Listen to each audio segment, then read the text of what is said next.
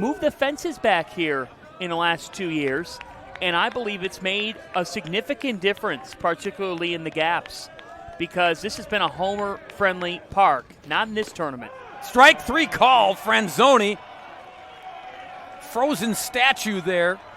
What a pitch by Lummel. After Franzoni threatened to take him yard, he comes back to register the K. We talk about moxie. This is Cade Lummel bringing the fastball, painting the black on the outside corner.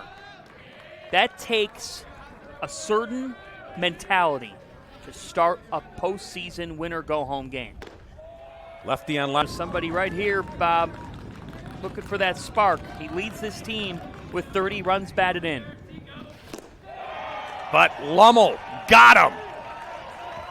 Some late movement there by the southpaw, gets out of the early jam. But he said he felt great and he looked great. The ball was coming out of his hand really well, especially later on. In his first 3 innings, I think he had 3 walks, 3 strikeouts. He finished 13-3, so he got better as he went.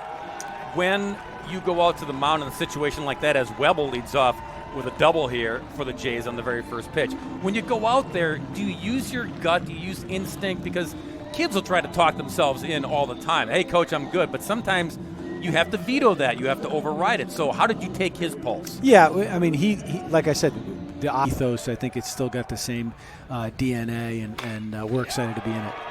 Roden keeps on keeping on. This freshman has been something else. He puts Creighton on the board with a run here on an RBI double.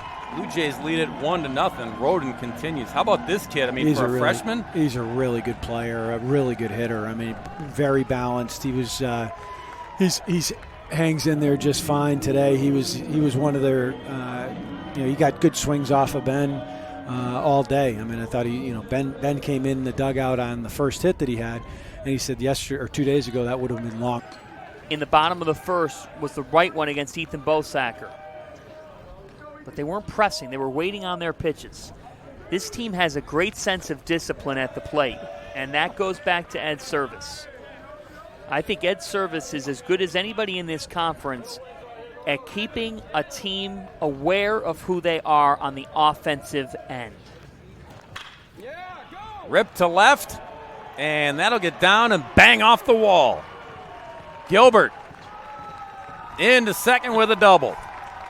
Just his 5th hit of the season. And out of those 5, 2 of them are doubles. Boom. Belt high, right in his alleyway. And how about Garrett Gilbert getting the shot here at catcher in a winner-go-home showdown. Heads. Yeah, nice response here by Steyer. Yeah, it really is. Wow. And a chase by Olsen. Steyer, great movement. And that you're trotting home on a wild pitch or a pass ball.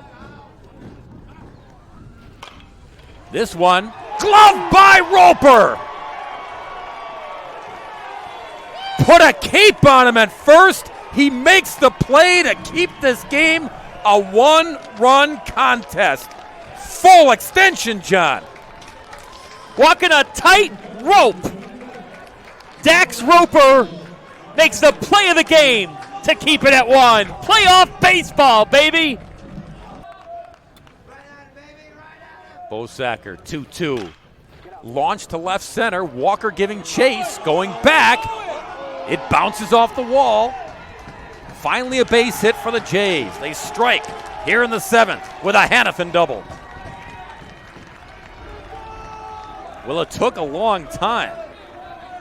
The double back in the 2nd, and finally, says Creighton, another double, and just like that, John, tying run aboard.